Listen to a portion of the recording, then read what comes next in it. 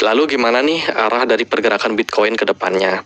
Sebenarnya sih kalau kita perhatikan dari time frame weekly kemarin, close-nya menurutku oke. Nggak bagus-bagus banget karena candle-nya juga merah, tapi at least nggak ada bearish engulfing yang tercipta. Namun meskipun begitu kita expect adanya potensial koreksi dulu ya buat si Bitcoin. Secara jangka pendek, saya melihat pergerakan Bitcoin ini masih ada kemungkinan dia naik sampai ke beberapa level target. Ya, kita bisa tarik dari kebalik.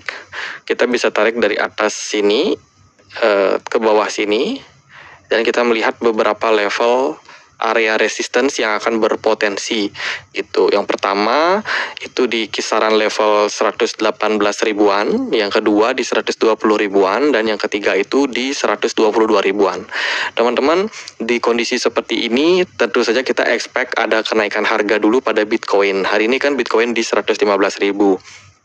Ekspektasi saya adalah Bitcoin masih bisa naik lah, at least ke 3 level di atas ini. Entah itu di 118 ribu, 120 ribu, ataupun di 122 ribu.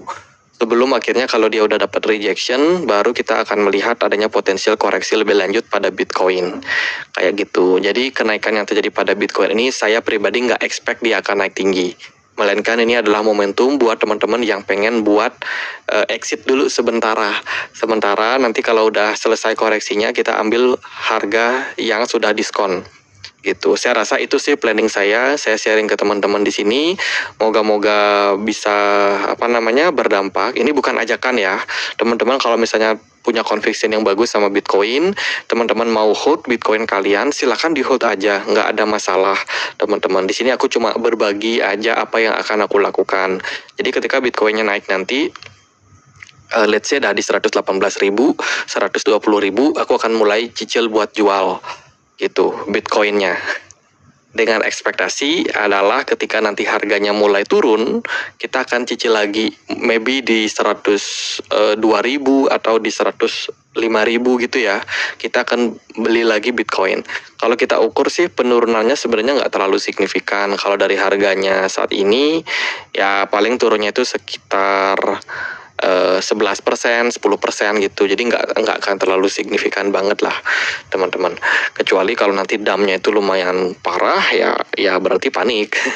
Tapi at least itu sih saya mau amankan dulu karena saya punya average price Bitcoin itu setelah saya hitung ada di sekitaran 98 ribu dolar gitu. Jadi ya deket banget ya average-nya. Sayang banget kalau misalnya saya biarin dan ada sedikit mungkin floating nanti.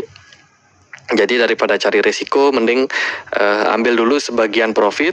At the end kalau dia nanti turun, kita bisa akumulasi lagi di bawah gitu. Saya masih punya planning bahwasanya pergerakan Bitcoin ini masih akan naik ke depan setelah fase koreksinya berakhir. Makanya kita melihat close di weekly time frame-nya itu masih relatif oke ya. Cuma create candle merah tapi nggak sampai bearish engulfing. Di sana sebenarnya sudah ada indikasi bahwa market ini masih akan rally ke depan. Hanya saja untuk jangka pendek dia akan butuh untuk koreksi.